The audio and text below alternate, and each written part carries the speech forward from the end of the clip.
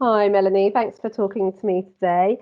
You're a speech and language therapist and a researcher as well, and you've written recently about the communication rights of autistic children. I wonder if you could tell me a bit about what you mean by communication rights. Yeah, that's right. So, together with Dr. Jenny Gibson and Dr. Napoleon Katsos, we wrote a policy paper on the communication rights of autistic children, as we identified that the communication rights were often at risk of being unprotected. And that's based both on the research evidence that we were reading, but also hearing about the experiences of autistic children. And that can have a huge impact into their quality of life. So, that really needs to be addressed. Now, to answer your question, when we say communication rights, it's actually really challenging to find a consensus on this definition. And we decided to base our definition on three articles of the United Nations Convention on the Rights of the Child. Articles number 13, number 23, and number 30, which address the rights of freedom of expression, the rights for children with a disability, and the rights for children from minority groups. So this really allowed us to have a broad perspective on communication, whilst also exploring some of the more specific issues, such as at the intersection of autism and bilingualism, for example. So, what needs to change in our practice if we are going to protect the rights to communication for autistic children? A lot is the honest answer, but in the paper, we really try to target three very distinct and concrete policy strategies.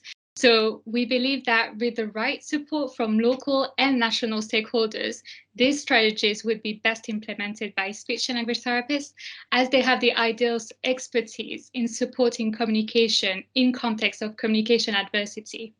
So the first strategy was to, as we identified that there was a real need to move towards more inclusive communication practices.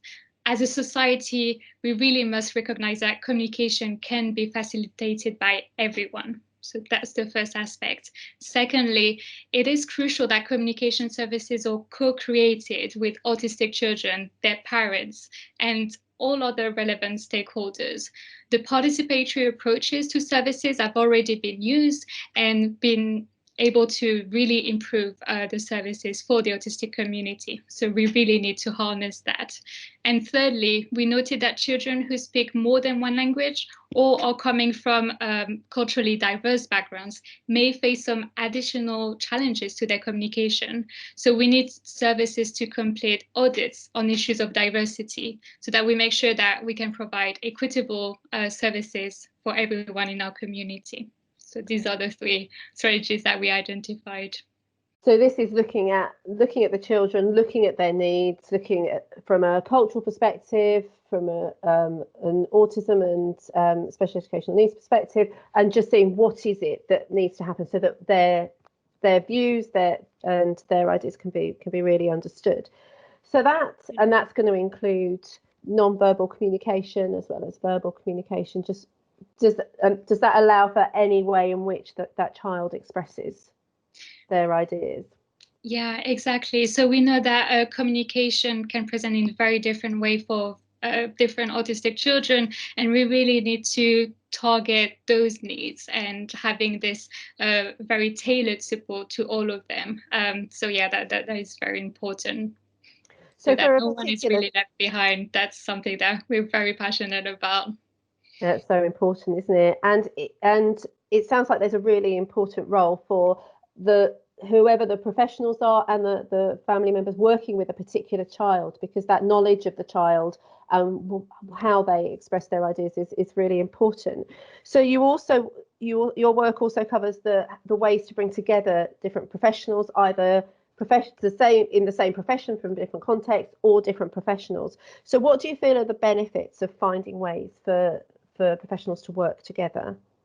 That's such an important question and such an important one as well. So I really feel that the power of collaboration shouldn't be underestimated. And especially, as you said, in the very complex and often overlooked fields of disability, inclusive education, and inclusive communication.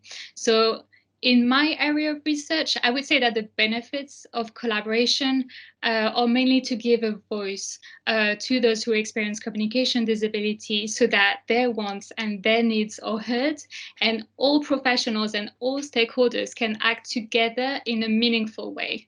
And having this shared vision is really essential, I believe. Also, there are huge benefits, I believe, to opening up the dialogue with representatives, not only from local context, but also national context and even international context.